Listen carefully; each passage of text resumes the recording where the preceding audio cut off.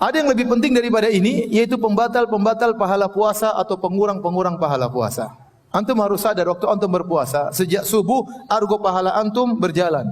Oleh karena sampai ada istilah tidurnya orang berpuasa juga berpahala. Itu bukan hadis Nabi SAW, tetapi benar.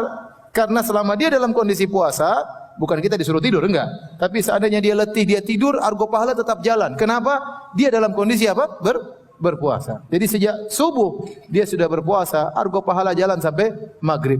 Makanya Nabi menyuruh kita menjaga kondisi ini. Kata Nabi SAW, as-sawmu junnatun. Sungguhnya puasa itu adalah perisai. Fa idza kana yaumu siyami ahadikum. Kalau salah seorang kalian sedang berpuasa, fala yarfas. Jangan dia berkata-kata kotor, berkata-kata keji. Wala yajhal, jangan melakukan kegiatan-kegiatan yang tidak benar. Wala yaskhab, jangan teriak-teriak. Nabi larang. Karena kita sedang dalam kondisi apa? Puasa. Dan ini mirip seperti seorang tatkala sedang ihram, maka dia harus jaga kondisinya karena argo pahala sedang jalan. Sama seperti orang berpuasa. Sejak dia azan subuh sampai azan maghrib, argo pahala berjalan karena dia sedang berpuasa. Kata Nabi, jangan berkata-kata kotor, jangan teriak-teriak. Tidak boleh. Berarti kita tidak boleh teriak-teriak sana teriak sini. Ya, tidak boleh. Bahkan kata Nabi, wa in sabbahu ahadun au qatalahu falyaqul inni imru'un shaim. Kalau ada orang mencaci maki dia, jangan balas. Kalau ada orang mengajak dia berantem, jangan apa? Balas. Katakanlah saya sedang berpuasa. Agar orang itu jangan cari gara. Ya akhi, saya sedang berpuasa. Ya. Antum jangan manas-manasin saya. Ya. Saya sedang apa? Puasa. Jangan balas. Jangan kita terpancing. Jangan bilang, saya lagi puasa. Nanti pada maghrib kalau mau. Pada maghrib. Di lapangan, saya tunggu kau sana. Sekarang jangan dulu. Enggak, jangan gitu. Kita jangan diladeni. Karena kalau kita terpancing mengurangi pahala kita. Makanya hati-hati antum kalau di media sosial terpancing kemudian emosi maki, bahaya. Ente sudah puasa dulu, puasa medsos ya. Kalau bisa jangan sampai pahala antum berkurang. Ya, kita harus menjaga diri kita. Makanya kata Jabir bin Abdullah, ya, beliau berkata, fa idza sumta, kalau kau berpuasa, falyasum sam'uka wa basaruka wa lisanuka minal kadhib wal maharim. Kalau engkau sedang berpuasa, maka hendaknya lisanmu, hendaknya matamu juga berpuasa, hendaknya telingamu juga berpuasa, dan hendaknya lisanmu juga berpuasa. Jangan berdusta dan jangan kau melakukan perkataan-perkataan, mengeluarkan perkataan-perkataan yang haram. Wada'anka adzal jar, jangan kau ganggu tetanggamu. Wal yakun 'alaika waqarun wa sakinah. Hendaknya kau dalam kondisi bersahaja, tenang, ya. Kata Jabir bin Abdullah, ya. Wala taj'al yauma saumika wa yauma fitrika sawaan, dan jangan kau jadikan hari puasamu sama seperti hari-hari biasa. Enggak boleh disamakan. Anda argo pahala sedang berjalan.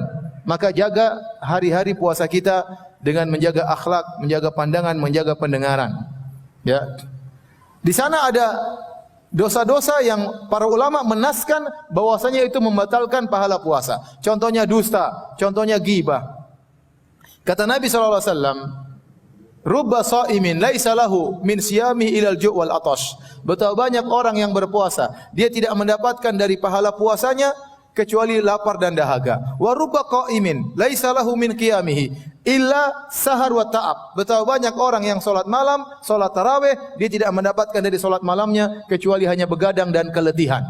Ini sabda Nabi sallallahu alaihi wasallam. Dalam Sahih Al-Bukhari, kata Nabi SAW, man lam yada'al qawla zur wal jahla wal amala bihi falaysa lillahi hajatun fi ayyada'a ta'amahu wa syarabahu. Barang siapa yang tidak bisa meninggalkan perkataan dusta tatkala sedang berpuasa, Allah tidak butuh dengan lapar dan dahaganya. Ini kata para ulama, siapa yang dusta, batal puasanya, batal pahalanya.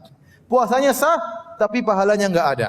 Dan dalam Islam ada yang seperti ini, ibadahnya sah, tapi pahalanya tidak ada. Contoh, seorang pergi ke dukun, maka solatnya tidak diterima 40 hari. Man ata kahinan aw arrafan fasalau an syai'in lam tuqbal salatu arba'ina yauman. Barang siapa yang datang ke dukun atau para tidak normal bertanya sesuatu, maka tidak diterima solatnya 40 hari. Dia solat 40 hari sah, tapi tidak ada pahalanya. Man syaribal khamra lam tuqbal salatu arba'ina yauman. Barang siapa yang minum khamar, dia sudah bertobat 40 hari, solatnya tidak diterima. Barang siapa berhaji dengan harta haram, tidak diterima hajinya. Kata sebagian orang dahulu, sebagian fuqaha mengatakan, barang siapa yang zaman dahulu berhaji dengan harta riba, harta haram, harta curian, harta merampok, harta menzalimi orang lain, maka dia pergi dengan ontanya, kemudian dia mabit di Mina pada tanggal 8 Zulhijjah, kemudian tanggal 9 dia pergi ke Arafah, kemudian dia wukuf di situ bersama ontanya, kemudian dia melanjutkan pergi ke Muzdalifah malam tanggal 10,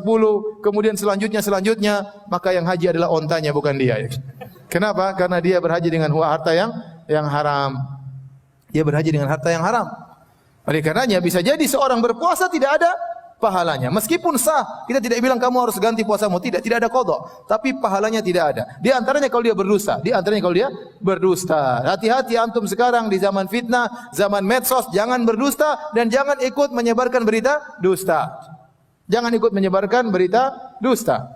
Saya pernah ngisi suatu pengajian di suatu stasiun televisi, ya, di titik-titik TV, pokoknya adalah. Saya ngisi di mereka pegawai, bukan di live, tapi pegawai-pegawainya. Dan saya sampai pada hadis ini, saya bilang orang yang berdusta pahala puasanya enggak ada. Maka salah seorang pegawai bertanya di hadapan mereka rame-rame, "Ustaz, kami di bulan Ramadan disuruh bikin berita dusta oleh direksi." Bayangkan. Kami disuruh bikin berita dusta oleh direksi. Yang tidak diterima pahala puasanya direksi atau kami juga. Saya bilang semuanya. Gimana direksi yang suruh ente kerjain? Tidak boleh. Ente tahu berita dusta, ente jangan sebarin. Sudah saya sampaikan hadis bagaimana Nabi melihat seorang disiksa di alam barzakh sampai hari kiamat. Tentang seorang kadzab yang bibirnya dirobek, mulutnya dirobek sampai hari kiamat. Ditanya, Nabi bertanya, siapa ini? Kata Jibril, kadzabun yakdzibu bikadzbah fatuhmalu anhu hatta tablughal afaq. Seorang yang berdusta dengan satu dusta, maka di-share dari dia sampai menyampai penjuru dunia, maka disiksa sampai hari kiamat. Sekarang antum kalau mau dusta gampang, ente bikin berita dusta, enter, sudah tersebar kemana-mana, puasa ente tidak ada pahalanya sama sekali. Di antara dosa yang dinaskan oleh para ulama membatalkan pahala puasa adalah ghibah. Ini hati-hati. Ini masa-masa ghibah ya. Zaman-zaman ghibah sekarang ini. Oleh karena kita hati-hati, jangan kita spekulasi dengan pahala puasa kita. Sudah enggak usah ghibah. Kalau Anda ternyata dalam grup ada grup ghibah, Anda left. Anda bilang, para bapak-bapak yang terhormat, saya mau left. Sampai ketemu habis Ramadan. Udah, ente daripada ente dapat masuk dalam majelis ghibah, ente tidak bisa menegur, ente di situ ikut melihat ghibah, ente tidak bisa mengingkari, penting ente keluar. Dan ini terutama ibu-ibu karena bahaya, ghibah paling banyak di ibu-ibu. Ngerumpi paling banyak di ibu. Kalau bapak-bapak biasanya tidak ya.